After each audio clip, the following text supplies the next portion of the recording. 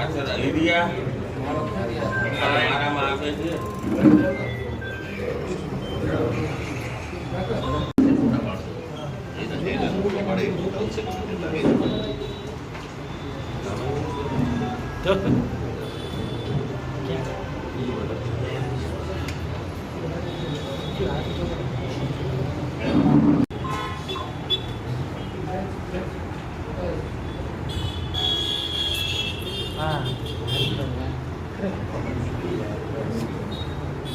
થઈ જાય એટલે કેજો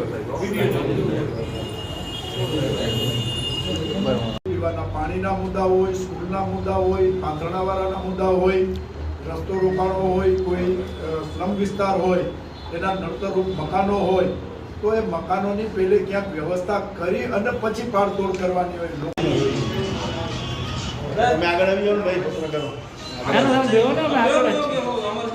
નમસ્કાર મિત્રો, આજે કોંગ્રેસ પાર્ટી જામનગર મહાનગરપાલિકાના ચૂંટણી ઢંઢેરા માટે એકત્રિત થઈ છે અને જનતાને 16 મુદ્દાના વચનો આપે છે. આ 16 મુદ્દામાં પીવાનું પાણી પણ છે, ગટર મુક્ત પાણી છે, કચરો ડોર ટુ ડોર છે, વ્યાયામના સાધનો છે અને ખાસ મુદ્દો આજે ક્રિકેટનો જમાનો છે. જામનગરની અંદર મહાન ક્રિકેટરો રણજી ટ્રોફી, દિલીપ ટ્રોફી જેના નામે રમાય છે એ જામનગરે આપેલી ભેટ છે. સલીમ દુરાની, વિનુ માકડ, અજય જાડેજા, રવિન્દ્ર જાડેજા જેવા વિશ્વ કક્ષાના જ્યારે ક્રિકેટરો જામનગરે આપ્યા છે. છેલ્લા 25-30 વર્ષથી આ ભારતીય જનતા પાર્ટીનું શાસન એ મહાનગરપાલિકામાં પણ છે, ગુજરાતમાં પણ છે અને 12 વર્ષથી આ કેન્દ્રમાં પણ છે.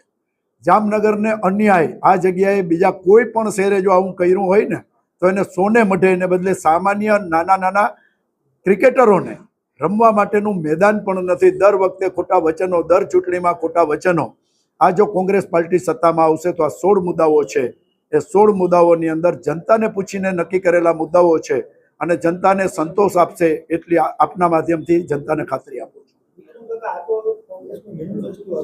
પરંતુ ક્યાંક લોકોમાં એવી ચર્ચાઓ છે કે જે કોંગ્રેસના કેટલા દાવેદારો છે તે ઓછી સંખ્યામાં દાવેદારી કરી રહ્યા છે, જ્યારે ભાજપમાં બમણી સંખ્યામાં હોય. એ એક સંખ્યા દેખાડવાની વાત છે. ભાજપ અત્યારે સત્તામાં છે, એની પાસે પૈસા છે, સત્તા છે, કંપનીઓ છે, એટલે દાવો નહોતો કરવો. એને કેવડાવ્યું કે ગમે એમ કરીને તમારા વોર્ડમાંથી 25 દાવેદારો, એક જે ચૂંટાયેલા છે ને તે તમારે 10 દાવેદારો લઈ આવવાના.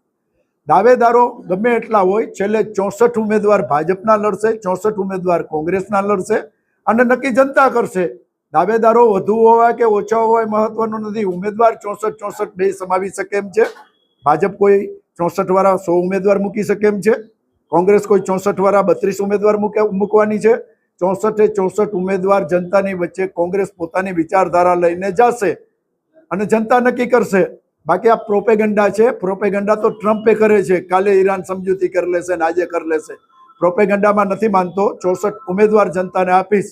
જનતાએ મત આપવા કે નહીં જનતાનો અધિકાર છે ને જનતા ઉપર છોડે છે.